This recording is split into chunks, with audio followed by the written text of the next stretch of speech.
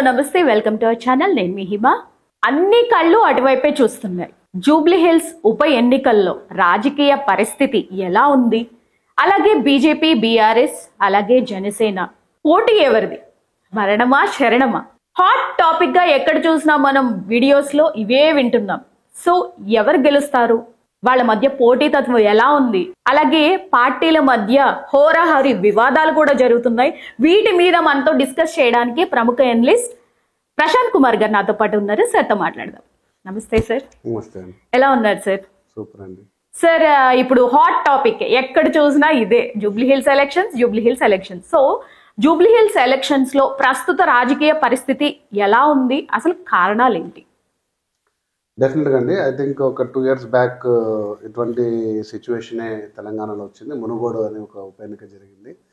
దాదాపుగా రాష్ట్రం కాదు, ఐ వుడ్ సే బియాండ్ ఒక సెంట్రల్ స్థాయి నుంచి బీజేపీ అయితేనేమి, బీఆర్ఎస్ అయితేనేమి, కాంగ్రెస్ కూడా అదే స్థాయిలో పోటీపడి ఆ ఎన్నికని దాదాపు డబ్బు మద్యం ఏరులై పారించి కొన్ని వందల కోట్ల ఖర్చు చేశారని కూడా మనం విన్నాం. సో ఆ స్థాయిలో జరగకున్న జూబ్లీ హిల్స్ కూడా అంతే ఆసక్తి కలిగిస్తుంది. అందుకు ప్రధాన కారణం ఏంటంటే ఆ రోజు జరిగిన పరిస్థితులకు ఈ రోజున విభిన్నమైన పరిస్థితులు. ఒకటి ఏంటంటే దాదాపుగా 2024 ఎన్నికలు మనం చూసాము. మొత్తం రాష్ట్రంలో అందరి కాన్ఫిడెన్స్ను పొంది కాంగ్రెస్ పార్టీ అధికారంలోకి వస్తే హైదరాబాద్ కా షాన్ అన్నట్టు హైదరాబాద్ మొత్తం ప్రాంతాన్ని దాదాపు అత్యధిక మెజారిటీతో బీఆర్ఎస్ గెలుచుకోవడం, ఇది కంప్లీట్గా ఒక రివర్స్ ఆర్ కాంట్రాస్టింగ్ ట్రెండ్ అనుకోవచ్చు.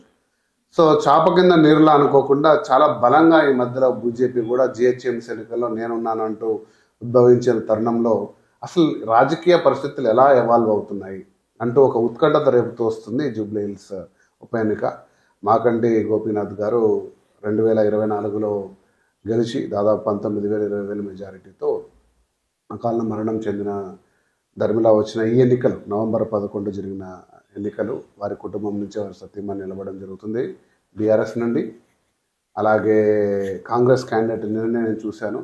గత కొన్ని రోజులుగా బీసీ కార్డు గురించి చాలా పెద్ద పెద్ద చర్చలు జరిగి కాంగ్రెస్ క్యాండిడేట్ కూడా మొత్తానికి నిన్నే నవీన్ యాదవ్ గారిని అనౌన్స్ చేయడం జరిగింది. ఇంతకుముందు 2014లో ఎంఐఎం తరఫున, 2018లో ఇండిపెండెంట్గానే ఉన్న నవీన్ యాదవ్ గారిని, అలాగే బీజేపీ కూడా చాలా తర్చనలు చేసి ఒక 3-4 క్యాండిడేట్లలో ఐ థింక్ చర్చలు చేసుకొని దీపక్ రెడ్డి గారిని కంటెస్టెంట్గా పెట్టడం జరిగింది. సో ఉత్కంఠతకు కూడా తెరలేపింది. అంటే ఈ క్యాండిడేట్స్ కూడా మనము ప్రొఫైల్స్ అన్ని కూడా చూసుకుంటే ముగ్గురు కూడా చాలా బలంగా పోటీపడే ప్రొఫైల్సే ఉన్నాయి. 3 పార్టీలు కూడా తమ బలాన్ని ఖచ్చితంగా ముందుకు తీసుకెళ్ళాలి. లాస్ట్ 24 ఎలక్షన్స్ కంటే బెటర్ పర్ఫామ్ చేసి సీట్ తీసుకోవాలి. గవర్నమెంట్ అధికారంలో ఉన్న పార్టీ కాబట్టి కాంగ్రెస్ పార్టీ మీద అత్యధిక ఒత్తిడి ఉంది. అదే సేమ్ టైం మన హైదరాబాద్లో బ్రాండ్ కేటీఆర్ అనుకోవచ్చు, బ్రాండ్ కేసీఆర్ అనుకోవచ్చు, బ్రాండ్ బీఆర్ఎస్ ఏదైనా అనుకోవచ్చు, హైదరాబాద్ అభివృద్ధికి తమ చిరునామా అంటూ చెప్పుకున్న బీఆర్ఎస్ పార్టీకి హైదరాబాద్లో ఎంతవరకు ఆ బలం 2024 బలం ఎంతవరకు ఉంది, ఎంతమంది ఇంకా వెనక, అలాగే మనకు ఒక సానుభూతి ఓటర్స్ కూడా ఉన్నారా? ఎందుకంటే పెద్ద ఫ్యామిలీ, గోపీనాథ్ గారి ఫ్యామిలీ చాలా పెద్దది. జూబ్లీ హిల్స్లో కూడా ఒక పెద్ద సామాజిక వర్గం. సో వీరందరి బలం కూడా ఉందా, అది ముందుకెళ్తుందా అనేది కూడా మనం చూసుకోవాలి. మెయిన్ అందరిలోనూ ఈ ఉత్కంఠలో ఇంకో క్వశ్చన్ కూడా ఉంది సార్. అంటే మనకి గవర్నమెంట్ కాంగ్రెస్ది వచ్చింది అండ్ బీఆర్ఎస్ ఘోరంగా ఓడిపోవడం ఒకటి. బట్ ఇక్కడ చాలా మందికి సెంటిమెంటల్ గా కూడా యూజ్ అయ్యే ఛాన్సెస్ కూడా ఉన్నాయని, గులాబీ రంగు ఆ పతాకం ఎగరేస్తారని ఛాలెంజ్ చేసి కూడా చెప్తున్నారు. సో ఎందుకు ఇంత ఉత్కంఠత అంటే, ఒక సాధారణ ఓటరు దాదాపుగా చాలా ఎన్నికల్లో కొన్ని రకాల స్వింగ్స్, కొన్ని రకాల సెంటిమెంట్స్ అంచనా వేయచ్చు. కానీ ఇప్పుడున్న పరిస్థితులు అనేది ఎవ్వరు కూడా అంచనా లేని విధంగా, ఎందుకంటే గత సంవత్సరంన్నర కాలంగా రాజకీయ పరిస్థితులు చాలా మారాయి. అంటే కాంగ్రెస్ గవర్నమెంట్ వచ్చిన దగ్గర నుంచి ముందుకెళ్తూ ఎన్నో ఆపసోపాలు కష్టాలు పడుతూ ప్రభుత్వాన్ని నడపడానికి, తర్వాత అభివృద్ధి పనులు ముందుకు తీసుకురావడానికి కాంగ్రెస్ గవర్నమెంట్ కష్టపడుతూ తీసుకెళ్తుంది.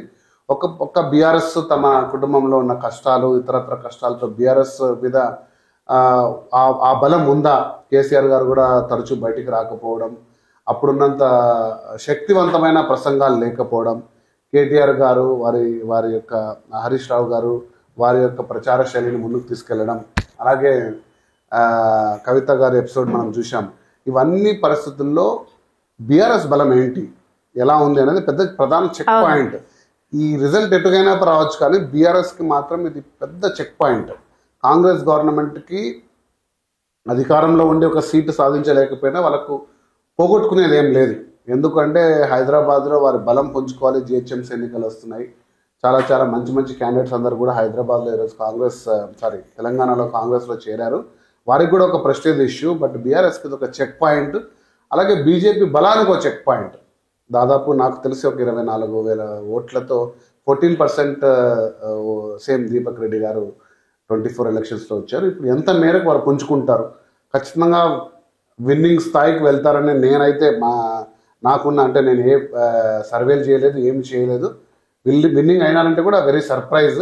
కాకపోతే బలం ఎంతవరకు పుంజుకుంటుంది అనేది కూడా ఒక అంచనా ఉంది. ఎందుకంటే వాటి మీదే రాబో జిహెచ్ఎంసీ ఎన్నికలకు ఇదొక ఏమంటారు సెమీఫైనల్, క్వార్టర్ ఫైనల్ లాగా ఉంది పరిస్థితి.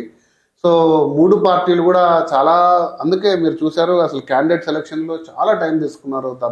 ఎన్నో కాంగ్రెస్ అయితే ఒక 3 member committee, 5 member committee, central నుంచి ఒక రెఫరెన్సెస్, బీసీ కార్డ్ మీద ఒక డిస్కషన్. సో చాలా ఎఫర్ట్ పెట్టినారు క్యాండిడేట్ సెలక్షన్స్లో. సేమ్ వైజ్ బీజేపీ కూడా స్టేట్ కమిటీ 3 నేమ్స్ రెఫర్ చేయడం, వారు కూడా దాన్ని స్పందించి పంపించడం. ఒక బీఆర్ఎస్ మాత్రం, అంటే ట్రెడిషనల్గా ఏ కుటుంబంలో అయినా కూడా మనకు ఇటువంటి ఇది జరిగినప్పుడు ఖచ్చితంగా కుటుంబానికి సపోర్ట్గా ఉండడం పార్టీ. సో కాబట్టి ఖచ్చితంగా క్యాండిడేట్స్ లిస్ట్ వచ్చాక ఆ టెన్షన్ ఇంకా పెరిగింది. చూద్దాం, ఇంకొక 20-25 డేస్ ఉంది. ఏ స్ట్రాటజీస్తో ముందుకు తీసుకెళ్తారు? బీఆర్ఎస్ నినాదం ఏమో క్లియర్గా ఇది కాంగ్రెస్ ప్రభుత్వ వైఫల్యం మీద రెఫరెండం అని, కాంగ్రెస్ గవర్నమెంట్ ఏమో ఖచ్చితంగా ఇది మా అభివృద్ధికి చెందుతున్న ఓటు అంటూ ముందుకు తీసుకెళ్తుంది.